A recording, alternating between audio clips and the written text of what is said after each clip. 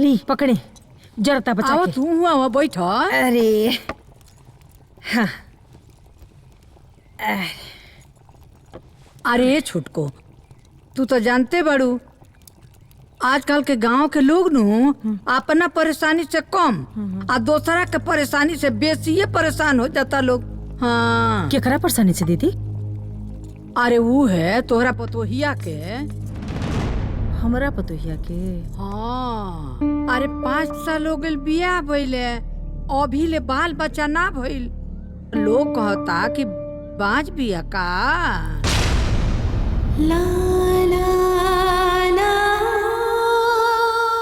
अब पता ना ओकनी का सोचे तरसन की ना, लेकिन ताहरा तो सोचे ही के न पड़ी। तो हम का करें दीदी? अरे लइका तुहार वंश तहार बिगड़ी तब बूझी के तू ही न बुझबू। ला ला ला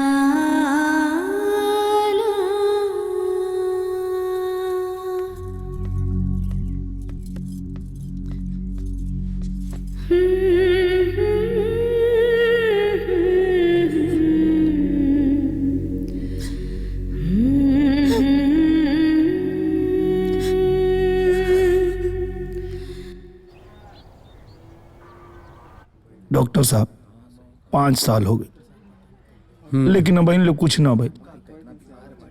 तोरा ते अबहिन 5 साल भइल शादी भइले, हमरे शादी के लगभग 15 साल हो गए।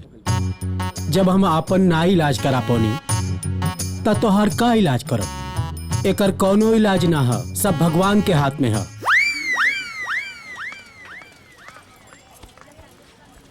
अरे कहाँ जाता रू? अरे हाँ भाई, अरे अरे रुका, बतावा था कहाँ हो गए? ये तो दिक्कत है कि कुछ होते नहीं के। अच्छा अच्छा रुका, तो के कुल्फी खिया बता नहीं। ए चाचा कुल्फी खिया बता को। हाँ खिया बता नहीं।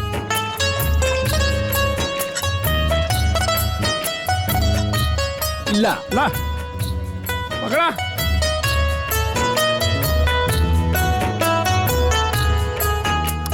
वाह बड़ा मस्त बा चाचा, का डलने वाले में? अरे दूध, चीनी, इलायची, अच्छा। पिस्ता। हाँ अरे खा, इलायची डालल बा, बहुत मस्त लगा था। खा। इतना बड़ बात हो गई और रवा कोनो फर्क ही नहीं के पड़त। कुल्फी खाता नहीं रवा। अब अरे ऐसा कौन बात बा, हमारो के फर्क पड़ता? रवा चेहरा देख के तो ऐसा नहीं खिलागत। ऐसा कौन गुस्सा के बात तो नहीं खे, इतना गुस्सा काहे होता रू? घरे चली। पकड़ा तो पैसा देवे के बाद। ला चाचा।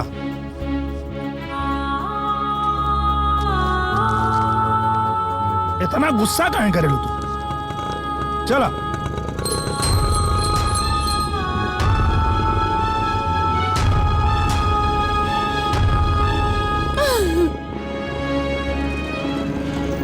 अरे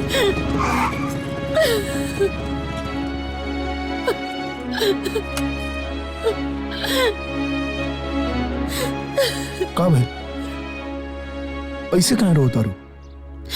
रवा के नहीं खिलागत कि हमनी के भी एगो बच्चा होके जे हमरा के माई कह के बुलावे, रवा के पापा कह के बुलावे। जब भी हमके महसूस होला ना कि शायद हमरा के कब्बो भी केहू भी माई कह के ना बुलाई, हमार कलेजा फाट जाला। सुना, डॉक्टर का कहले सब कुछ भगवान के हाथ में बा, तो भगवान पे भरोसा रखा, रोल बंद करा। हमरों के दुख बा, लेकिन हम नहीं की चाहत कि तू ये बात से जिंदगी भर रोत रहा। आवा चला।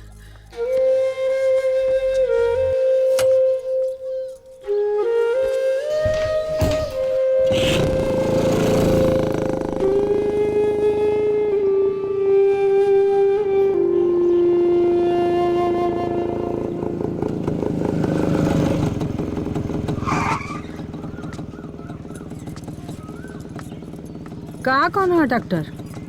अरे मुनिया, ए बेटा, का भाई? मायू डॉक्टर कहले हैं कि सब कुछ भगवान के हाथ में बा। हैं? भगवान के हाथ में बा? अच्छा।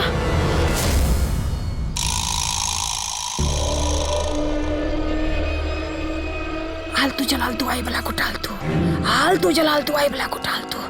चला बोला लोग, बोला बोला बोला बोला। करे नारियल छोला करे अम्मा जी।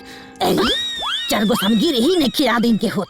अब हाँ, जैसे इनके याद है। अब कोहड़ा नींबू नारियल मरचा। बोल बोल बोल। कोहड़ा नींबू नारियल मरचा। भइल बा बहुत चाप के खर्चा। घिउ के देना जरत बाटे। झुलमुल झुलमुल जरत बा आग। तू अबले कहवा रह गईला? बोला हमरे घर का चिराग। दिया के आगे जुड़ाई से पहले, हमनी दोनों के बुढ़ाए से पहले। बेटा जी आ जा।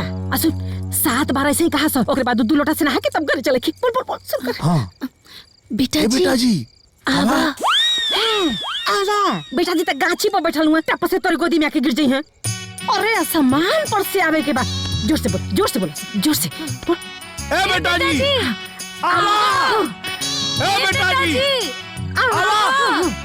ए बेटा जी आवा। ए बेटा जी। बेटा जी की आवाज जन्मला से पहले ही तनी मोट नहीं के?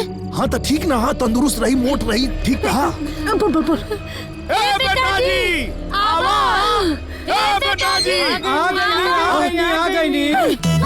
आवाज थी बेटा, आवाज थी। चलो ए बेटा जी चल आवा। ए बेटा जी आओ भैया, आओ। ए बेटा जी आवा। अरे बाप रे।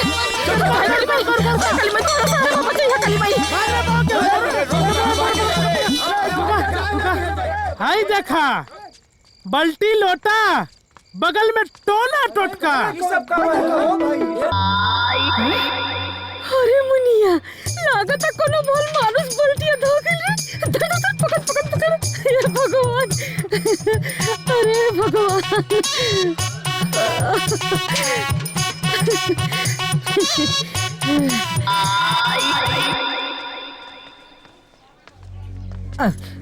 ए चाची, ये राउर बाल्टी है ना जौन टोना टोटका के जगह पे छूटल रहे? बोला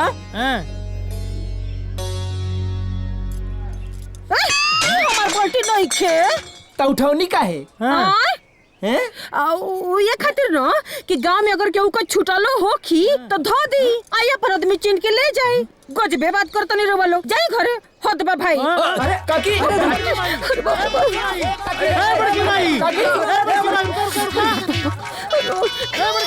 अरे रुको, बड़की भाई तोहरा बल्टिया ना। कितनी बार कही कि हमार बल्टी नहीं खे, हमार लोटा नहीं खे। बुझात ना का रवा लोगन के जिया। हाँ, और ना तो का हमनी के घर में सदियन से यह बाल्टी इस्तेमाल करता नहीं जा। हाँ, उस्ताई नहीं बल्टी चलता हमार। हे बड़की माई, झूठ मत बोला, हमने अपना आँख से देखले बानी। टोना टोटका करत तू रहलू, तोहर पतोह रहल, तोहर बेटवा रहल। ए माई भाई देख लोटा बल्टी बाहर वाला ना। हाँ। अरे तो कौनो टोना के रख ले हो यार। फेंक फेंक फेंक फेंक रे। अरे फेंक। हम तो इनो कहता नहीं। ये भैया देख ला, कदी तो हिलो उनके कौनो पर आने ले जाके छोड़ दे ले होंगे। अरे उलट पलट के देख ले रे। हमनी को तो नहीं खे ना, नहीं खे ना हमनी के। हाँ हमनी को नहीं खे। आई तो ये बदल यार ना भैया, ये देखे खातिर कि अगर केहू का होई माई जी रहले होई तो दे दे। करे आप बतावा कैसन बात करता नहीं रहुआ लोग। अच्छा, तेरे मेरे बीच में बंधन है अनजाना। राम बाबू सब कुछ जानबूझ के जौन करत हुआ ना, बहुत गलत करत हुआ। जौन टोना टोटका करत रहला ना फुलवारी के चौराहा पे, और चिल्ला चिल्ला के बोलत हुआ, हे बाबू आवा ना, हे भतीजी आवा ना, हे बच्चा जी, हे बच्चा जी।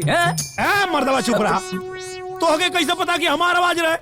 अब केहू केहू के आवाज में बोल देला। हाँ ए तनी तू बोला था ए बेटा जी। ए बेटा जी हाय होई देखो अब तो ये अमिताभ बच्चन की आवाज बोल दे लेकर मतलब का लोटा बाल्टी अमिताभ बच्चन के हाँ ए राम बाबू नाटक मत करो।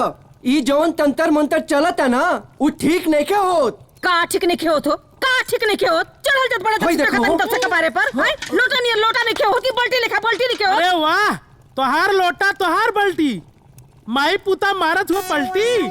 अब कल रात से गांव में पहरा पड़ी जे भी मिली वो चाहे मर्द हो चाहे मेहरारू ओकर कपार छील के ओकरा मुंहे पे करिका लगा के गधा पे बैठा के पूरा गांव घुमावल जाई। घुमाया घुमा हाँ। ई पूरा परिवार नौटंकी पास हो गइल बा। अरे। चला लोग चला चला यहाँ चला। अरे हाय लोटा बा बाल्टी अजय दा जकर होइते अपन खुद चीन के ले जाई कि ना हो हाँ। जदा ये दुल्हन उठा के ध द जकर होइते ले जाई ले जा घर में रख दो जा